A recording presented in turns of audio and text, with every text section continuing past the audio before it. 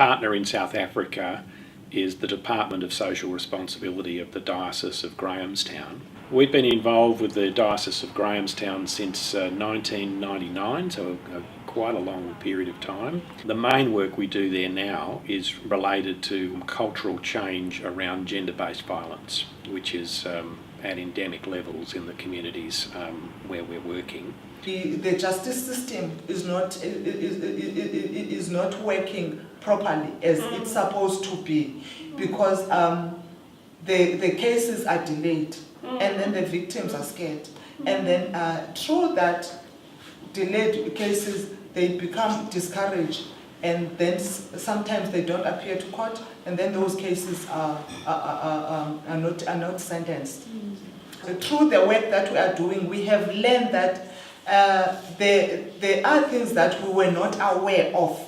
We worked with a number of groups in issues of adherence, in a number of issues, HIV-related issues, and with a number of CBOs, that's community-based organizations. And gradually the leaders came to us and said, but this thing, there's a serious gap here. We are just faced with incredible incidences of rape, and when that came to a surface, there was a particularly alarming incidents of rape.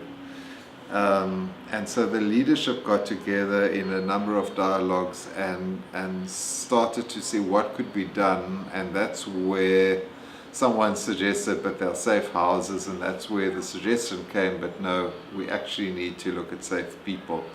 Safe persons are highly competent, trained people who are elected through the community structures and then trained by DSR.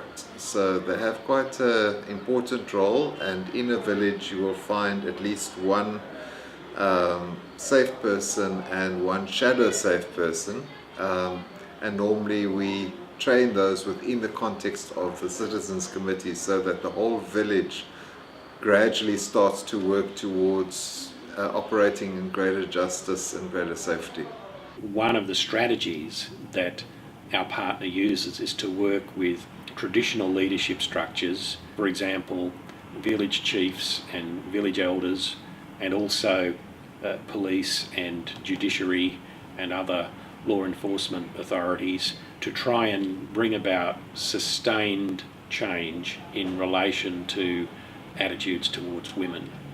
So part of the program is about accompaniment, so that when the rights of women are violated, there can be a serious form of redress, which is often not the case. But more importantly is the preventative side of the work, where we actually work closely with village chiefs and village elders to try and bring about a more sympathetic and an appropriate human rights focus on the rights of women. We were trained and empowered that we've got power within ourselves, and there are powers around ourselves, there are powers on top of ourselves, but this inner power has got it all that we can conquer. The community response is, it is their program. When we're talking about safe persons and safe villages, these people are leaders in their own right within the communities. The communities have elected them. The citizens committees within the communities are part of the program. The traditional leaders are involved in this program, so they're not responding to a program that's coming from the outside. They are participants and stakeholders in the program, and they are also, as much as we as DSR are molding the program, but they are also molding it. In working with communities in the Eastern Cape region, DSR has also come across the very obvious issues of food security, especially for vulnerable people.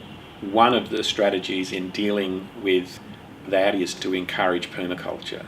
And permaculture is basically all about agriculture using materials that are available. So it will involve a lot of recycling, complementary planting, and appropriate crop selection.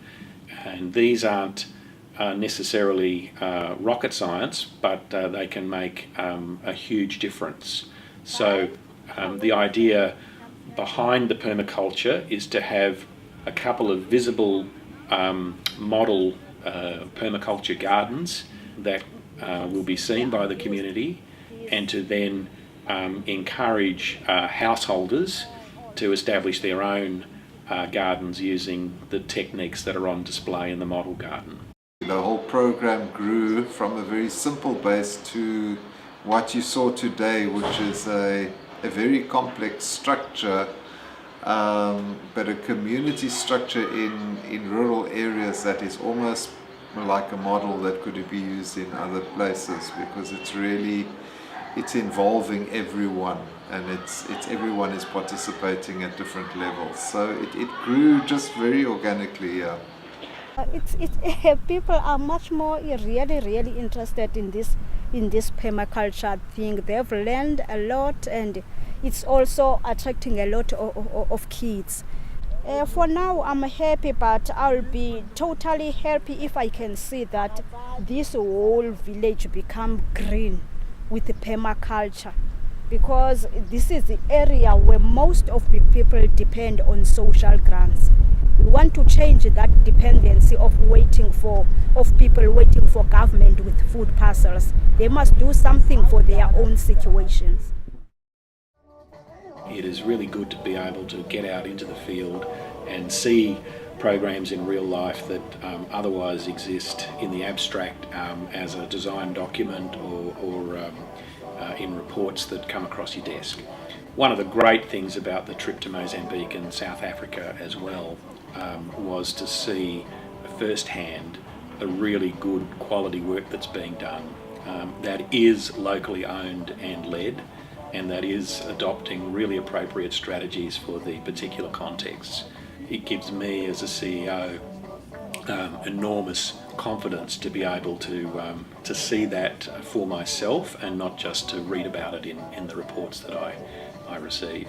And I know for our board members who have serious responsibilities as governors of the organisation, to have that opportunity to be present in the field and to see the work not in its abstract form but in its real life has been enormously helpful.